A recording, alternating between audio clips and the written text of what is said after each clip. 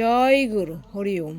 বাবামণি, মামণি, দাদামণি সবাইকে আমার অন্তঃস্থল থেকে প্রণাম। জয় গুরু সবাইকে হরি ওম ঠাকুরের উপাসনা উপলক্ষে নিমন্ত্রণ রইল। তো বন্ধুরা, ঠাকুর উপাসনার জন্য এখানে আমি উকড়া বানাচ্ছি গুড় দিয়ে। তো আমার গুড়ের পাত্র হয়ে গেছে, এখন উকড়ার সাথে মিশিয়ে নিয়েছি। দেখো আমার উকড়াটা কীরকম হয়েছে তোমরা একটু বলো। আমি কি ঠাকুরের জন্য রেডি করতে পেরেছি?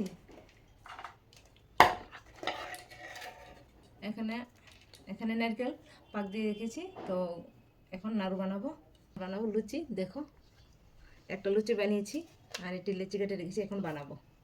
সবাই নিমন্ত্রণ রইল, অবশ্যই আসবে। সন্ধ্যা 6টার সময় উপাসনা আরম্ভ হবে আর শেষ হবে 7:30টায়। তো অবশ্যই কিন্তু তোমরা আসবে। জয় গুরু। এখন প্রায় 5:30 বাজে। তো আমি ঠাকুরের সব প্রসাদ রেডি করে নিয়েছি, ঠাকুরকেও সাজিয়ে নিয়েছি। তো বন্ধুরা, সব শেষে আমি এখন ঠাকুরের কাছে মোম এবং ধূপকাঠি জ্বালিয়েছি। তো উপাসনা শুরু হয়ে গেছে।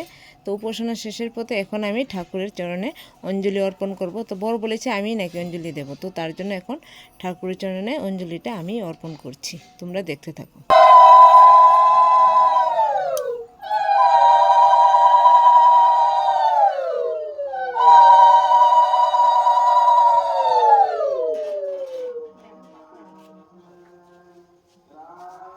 আর এখন তোমরা যে গানটা শুনতে পাচ্ছ, আমার বাড়ির পাশে রামকৃষ্ণ আশ্রম।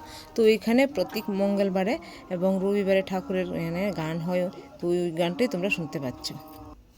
তো অঞ্জলি শেষ হয়ে গেছে, এখন সবার মধ্যে প্রসাদ বিতরণ করা হবে। আমার এই ভিডিওটা যারা দেখছো তারা কমেন্টে একবার জয়গুরু বলে যাও।